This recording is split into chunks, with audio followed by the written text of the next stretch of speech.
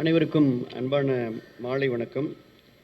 மாண்புமிகு அம்மா அரசினுடைய சார்பில் கொரோனா வைரஸினுடைய தடுப்பு நடவடிக்கைகள், விழிப்புணர்வு நடவடிக்கைகள், containment plan, testing facilities, testing lab, அதோடு சேர்த்து ப்ராப்பர் ப்ரோட்டோகால், கண்டெய்ன்மெண்ட் பிளானோடு சேர்த்து நம்ம கிளினிக்கல் மேனேஜ்மெண்ட், ரெக்கவரி ரேட் என பல்வேறு விஷயங்களில் மாண்புமிகு அம்மாவுடைய அரசு, நம்முடைய மாண்புமிகு முதலமைச்சருடைய தலைமையில் அனைத்து துறைகளையும் ஒருங்கிணைத்து சிறப்பான பணிகளை, ஒவ்வொரு உயிரும் முக்கியம் என்ற மாண்புமிகு முதலமைச்சர் சொன்ன அந்த வரிகளுக்கு இணங்க மிகுந்த கவனத்தோடும் இன்றைக்கு அந்த பணிகளை நம்முடைய மருத்துவர்கள், செவிலியர்கள், அனைத்து துறையை சார்ந்த அதிகாரிகள், அலுவலர்கள், கடைக்கோடி தூய்மை பணியாளர்கள் உள்ளிட்ட அனைவரும் செவனே அந்த பணியை தொடர்ந்து செய்து வருகிறார்கள். இன்றைய நிலவரப்படி டோட்டல் சாம்பிள் டெஸ்டட், அதாவது இன்று ஒரு நாள் டோட்டல் சாம்பிள் டெஸ்டட் 6109 பேருக்கு நம்ம சாம்பிள் டெஸ்ட் பண்ணியிருக்கிறோம். இது வரைக்கும் நம்ம டெஸ்ட் பண்ணதில் இன்றைக்கி ஹையஸ்ட் நம்பர் 6109 பேருக்கு டெஸ்ட் பண்ணியிருக்கிறோம். ஸோ இதையும் சேர்த்து இதுவரை டெஸ்ட் செய்யப்பட்ட அந்த மொத்த டெஸ்ட்டுகளுடைய எண்ணிக்கை 46,985. டோட்டல் பர்சன்ஸ், நபர்கள், எத்தனை நபர்களுக்கு இதுவரைக்கும் நம்ம டெஸ்ட் பண்ணியிருக்கோம் அப்படின்னா 41,710 நபர்களுக்கு ஆர்டிபிசிஆர், நம்ம ஏற்கனவே செயல்பட இந்த கன்ஃபர்மேட்டரி டெஸ்டான ஆர்டிபிசிஆர் டெஸ்ட் மூலமாக டெஸ்ட் பண்ணிக்கிறோம். ஸோ இன்றைக்கு இந்த 6109 பேருக்கு டெஸ்ட் பண்ணதில் பாசிட்டிவ் 43 பேர். இன்றைக்கு 43 பேர் பாசிட்டிவ். அதில் குறிப்பாக ஏற்கனவே யாருக்கு பாசிட்டிவ் வந்திருக்கோ அதை அந்த குடும்பத்தினருக்கு அதிகபட்சத்தில் வந்திருக்கு. அது போக மற்றும் சில பேருக்கு வந்திருக்கு. அதை நான் உங்கள்கிட்ட சொல்கிறேன். ஸோ மொத்தம் பாசிட்டிவ் இது வரைக்கும் தமிழகத்தில் 1520. இன்றைக்கி மட்டும் டிஸ்சார்ஜ் 46 பேர் இன்றைக்கி டிஸ்சார்ஜ் பண்ணிக்கிறோம். நேற்றும் டிஸ்சார்ஜ் பண்ணோம், முந்தின நாளும் டிஸ்சார்ஜ் பண்ணோம். இன்றைக்கி 46 பேரை டிஸ்சார்ஜ் பண்ணிக்கிறோம். அதிகபட்சமாக கரூர் அரசு மருத்துவமனையில் இன்றைக்கி நம்ம டிஸ்சார்ஜ் பண்ணிக்கிறோம். மொத்த டிஸ்சார்ஜ் இது வரைக்கும் 457 பேரை அவர்கள் 2 மாண்டேட்டரி டெஸ்ட் எடுத்து பூர்ண நலன் பெற்று அரசுக்கு தன்னுடைய நன்றியை தெரிவித்துக் கொண்டு அவர்கள் டிஸ்சார்ஜ் செய்யப்பட்டிருக்கிறாங்க. அவங்களுக்கும் 14 நாள் ஹோம் குவாரண்டைன். டிஸ்சார்ஜ் செய்யப்பட்டாலும் கூட நீங்கள் வீட்டில் போய் 14 நாள் நீங்கள் குவாரண்டைனில் இருக்கணும், யாரோடையும் தொடர்பு இருக்கக்கூடாது அப்படின்ற அறிவுறுத்தலின் பேரில் அவங்க டிஸ்சார்ஜ் செய்யப்பட்டிருக்கிறாங்க. ஸோ மொத்த டிஸ்சார்ஜ் நான் சொன்னது போல் 457. அப்போ இது வரைக்கும் நம்ம ஆக்டிவ் கேஸ், இந்த டிஸ்சார்ஜை நம்ம கழிச்சிட்டோம் அப்படின்னா ஆக்டிவ் கேஸ் நம்முடைய அரசு அனைத்து மருத்துவமனைகளையும் சேர்த்து 1043 பேர் நம்ம மருத்துவமனையில் இருக்கிறாங்க. அதில் கொஞ்சம் சிக்கான்றது நாட் ஆன் வெண்டிலேட்டர், இன்டிபேஷன் இல்லை. அதே நேரத்தில் கொஞ்சம் அந்த பிராணவாயு தேவைப்படக்கூடிய அளவிற்கு கொஞ்சம் சிக்காக இருக்கக்கூடிய நோயாளிகளுடைய எண்ணிக்கை 6 பேர். மற்றபடி எல்லாருமே ஸ்டேபிளாக இருக்காங்க. இன்றைக்கு மரணம் 2 பேர். அதில் சென்னையில் தனியார் மருத்துவமனையில் 2 மரணங்கள். அதில் குறிப்பாக ஒரு மூத்த மருத்துவர் ஒருவர், தனியார் மருத்துவர், இன்றைக்கு இது மரணம் என்பது கொஞ்சம் வருந்தத்தக்க விஷயம்.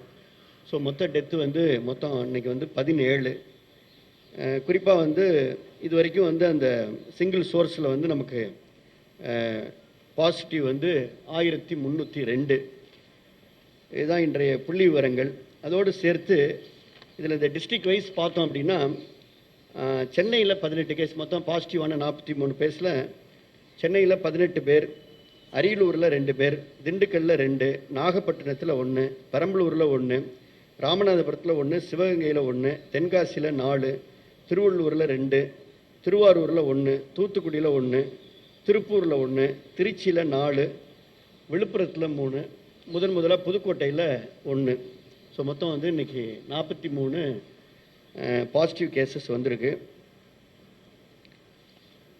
லேப் டெஸ்டிங் ஃபெசிலிட்டி நேற்று நம்ம 31ஆக இருந்தது, இப்போ 33ஆக உயர்த்தப்பட்டிருக்கிறது. தொடர்ந்து அரசினுடைய நடவடிக்கை, முதலமைச்சருடைய நடவடிக்கை மூலமாக 23 அரசு ஆய்வகங்களும் 10 தனியார் ஆய்வகங்களும் சேர்த்து மொத்தமாக 33 ஆய்வகங்களை நம்ம இன்றைக்கு நம்ம அப்ரூவல் பெற்றிருக்கிறோம். இன்னும் சொல்லப்போனால் சென்னையில் நம்முடைய அரசில் இருக்கக்கூடிய அந்த பொது சுகாதாரத்துறைக்குள்ளே இருக்கக்கூடிய இந்த ஆய்வகங்கள், கிண்டி கிங் இன்ஸ்டியூட்லாம் ஒவ்வொரு ஆய்வுகள்லையுமே ஒரு நாளைக்கு 1000 டெஸ்டிங் செய்யக்கூடிய அளவுக்கு நம்ம கெப்பாசிட்டி உயர்த்துக்கிறோம். அதனால் 6000 அளவுக்கு நான் சொன்னது போல் 6109 சாம்பிள் வந்து நம்ம இன்றைக்கி ஒரே நாளில் நம்ம டெஸ்ட் பண்ணிக்கிறோம்.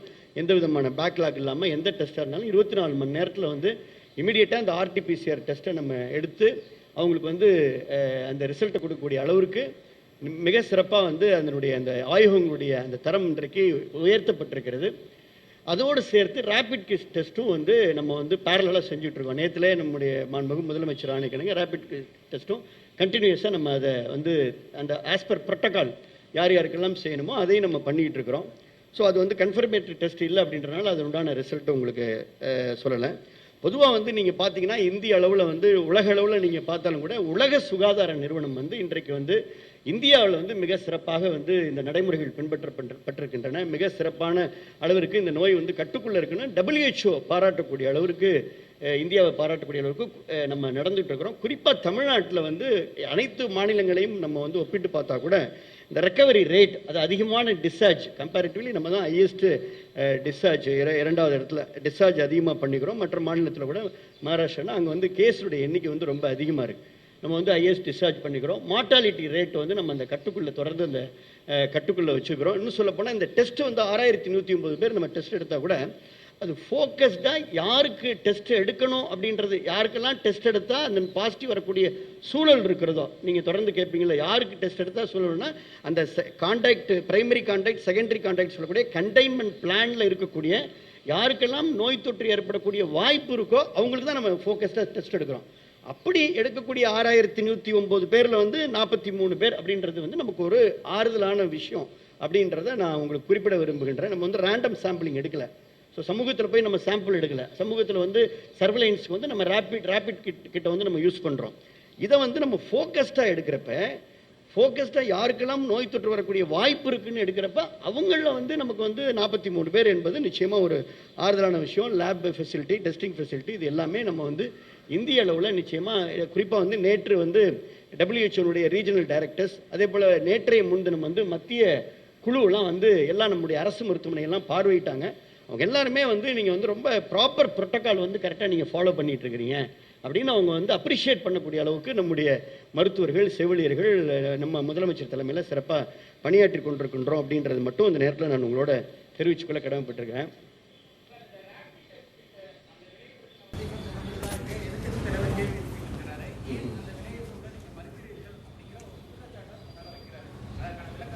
நான் உங்களுக்கு சொல்கிறேன், அதாவது இப்போ இன்றைக்கும் வந்து எதிர்க்கட்சி தலைவருடைய பொதுவாக நான் வந்து மருத்துவத்துறை சார்ந்த தகவல்களை உங்களுக்கு பரிமாறணும்னு சொல்கிறேன். இப்போ நீங்கள் கேள்வி எழுப்பியிருக்கீங்க. 2வது அதோடு சேர்த்து நீங்கள் இப்போ என்னை பதிலும் சொல்ல வைக்கிறீங்க.